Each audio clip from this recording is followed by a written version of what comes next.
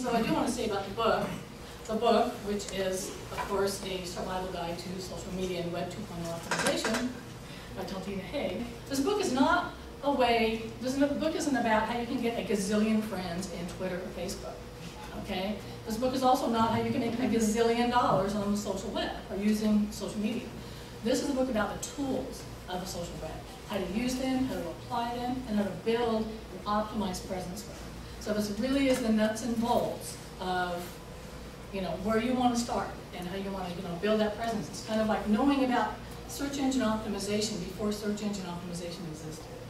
So I am the owner of Dalton Publishing. I'm also the owner and consultant at Social Media Power, which is a Web 2.0 development and social media consulting firm here in Austin.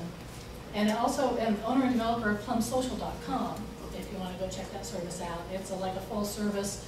We set your website up, or your WordPress website, and integrate your presence. And it's really convenient for people who don't have time to do all of that themselves. What is social media? What is Web 2.0? And what is the social web?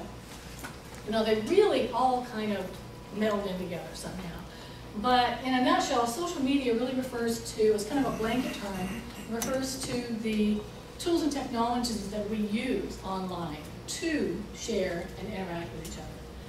And, such as blogging, social networking, and crowdsourcing. Web 2.0, however, is more of almost like a perceived idea of what the second generation of the internet is, as far as how the internet, or the tools that are now on the internet, can facilitate that type of sharing and collaboration and interactivity. Now, the social web is more a product or a melding of those two, where it really actually is the evolution of the internet with those three general areas of interactivity, sharing, and collaboration. And it's also become a very integrated system as a result of it. And you'll see what I mean as I continue. Okay, so social media and Web 2.0 optimization then means optimizing for the social web. Of course, what that means then is optimizing for those three general areas of sharing, collaboration, and interactivity.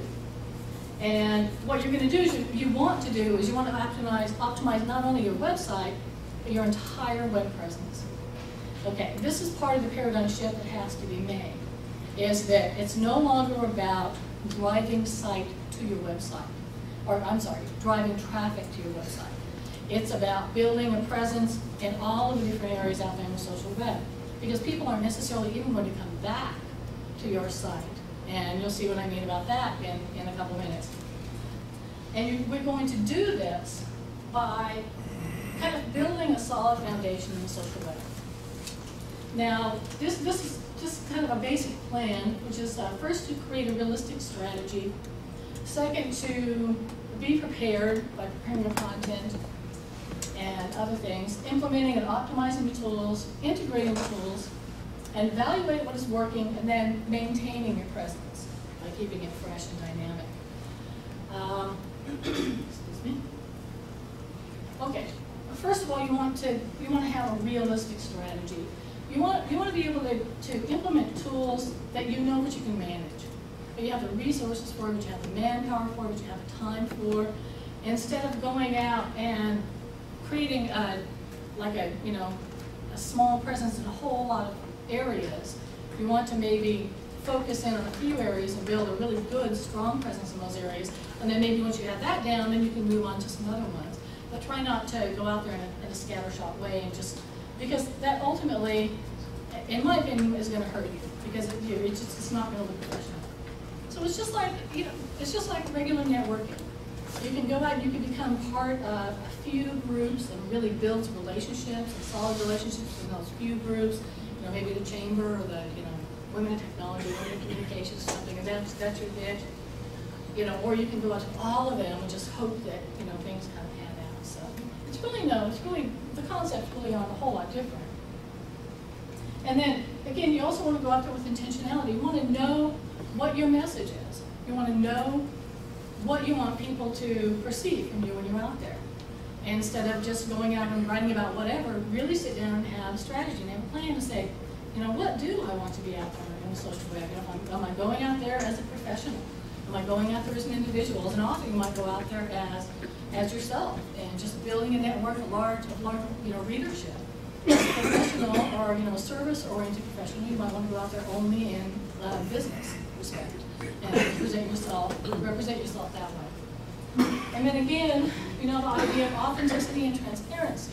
You want to go out there as yourself. And you want to represent yourself authentically, really who you are within your company, and what it is you're trying to do out there. It's okay to be transparent. It's okay to to promote goods and services. There's nothing wrong with that. If that's all you're doing, people are going to get tired of it, and they're probably not going to come around anymore.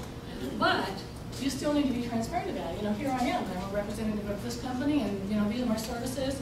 By the way, what can I do for you? So that whole idea of, still, here I am, running my services, but I want to give back too.